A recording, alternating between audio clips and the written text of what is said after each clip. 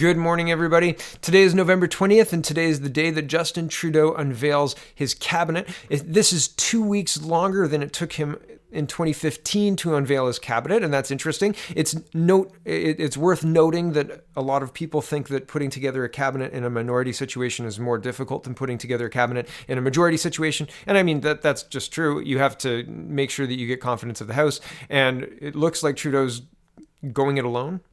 Basically not having any formal agreements with any party, not with the NDP, not with the Bloc, not with the Conservatives, and he's just going to bet on nobody wanting to trigger another election this soon after the one we just had in October.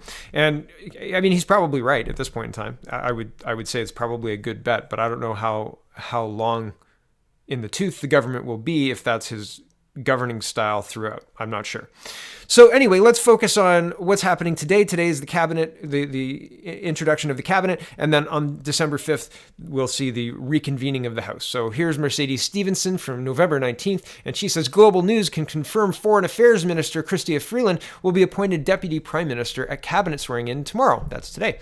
And 4 days ago on the 16th, CTV News is reporting Prime Minister Justin Trudeau is expected to announce a larger cabinet Wednesday, today, with a greater focus on regional representation and the creation of new environmental roles. After the Tories' sweep of Western Canada in last month's election, some senior officials have hinted at the idea of having regional ministers who could represent concerns of communities across Canada.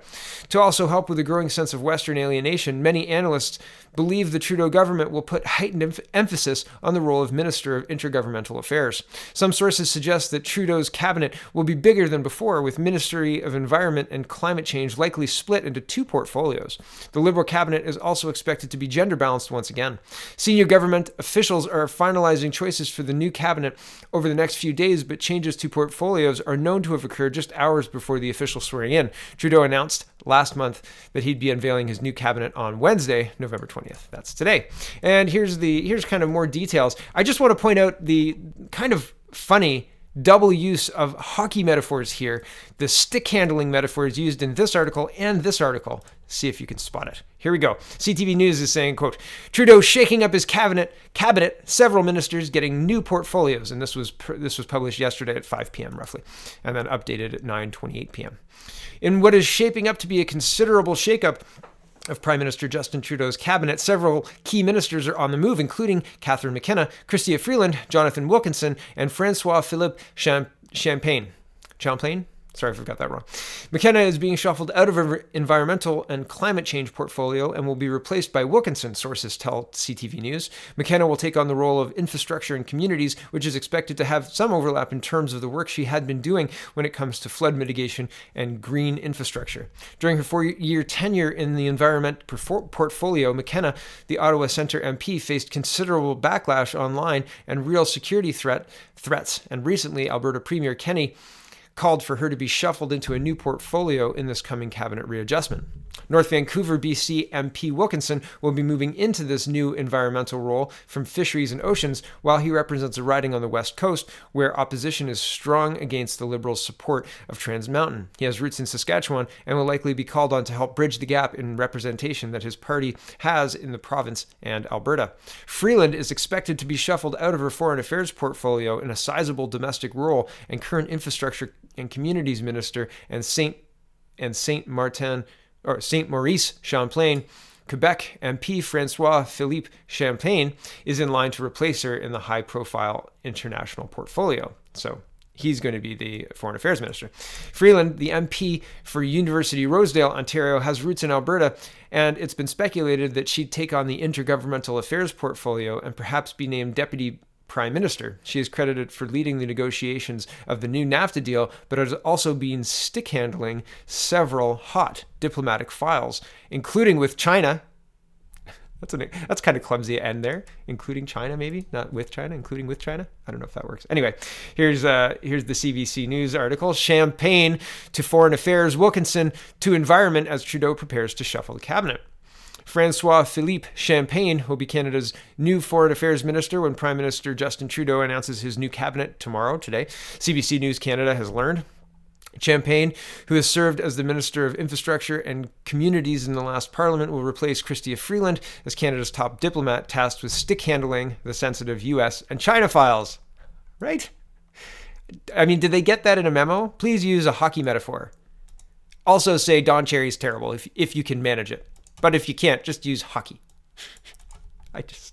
I mean, maybe they didn't get any memos at all. Maybe they just like using hockey metaphors. Maybe both the CBC and CTV were like, you know what we need to put in here? Hockey metaphors. Weird, right? Weird. Back to this.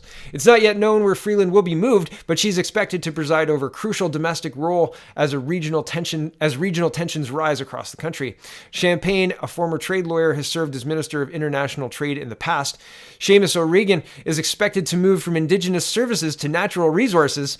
As an MP from Newfoundland and Labrador, O'Regan represents an oil-producing province. The cabinet swearing-in ceremony will take place at Rideau Hall beginning at 1:30 p.m. today. CBCnews.ca and CBC News Network will have special coverage beginning at noon. Radio Canada is also reporting that Jonathan Wilkinson will be the new Environment Minister. David Lametti is expected to stay on as Justice Minister. If Scott Bryson hadn't resigned, my goodness. Pablo Rodriguez will be the government House leader in charge of working with opposition parties and keeping parliamentary agenda on track. It's a position that takes on heightened importance in a minority government. Stephen Guilbeault, sorry if I've got that wrong, a high-profile Quebec environmental activist, will be the new Heritage Minister, according to sources with knowledge of the appointments who spoke to CBC Canada. The source spoke on condition they not be named because they were not authorized to comment. So there's your preview of what's going to happen today at 1:30.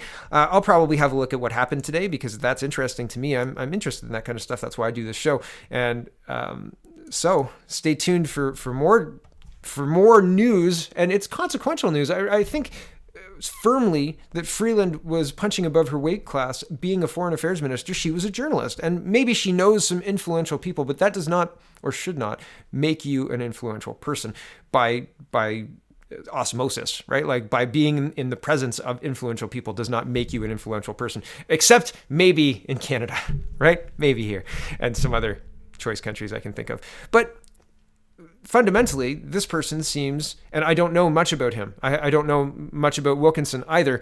But if Wilkinson speaks to discharging raw sewage to our wastewater or to our waterways via,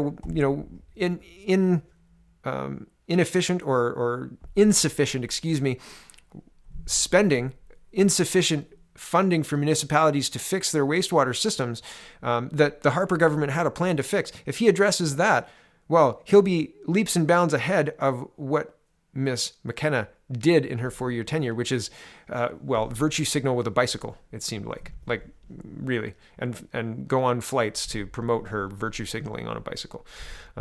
So maybe this is good news, but I don't know anything about these people yet, so I haven't looked into it. So I'm interested to. At least it seems that one of these people is qualified to do their job. At least. And the other one, I don't know because I can't speak. I don't know, so I won't speak to. But this person, Mr. Champagne, has previous diplomat experience. So, yay. That's at least something. He wasn't a reporter. Yay. So, stay tuned. Lots to happen today. Lots to happen in the next little while. Thanks for watching, everybody. Check out CanadaPoly.com and have a wonderful, wonderful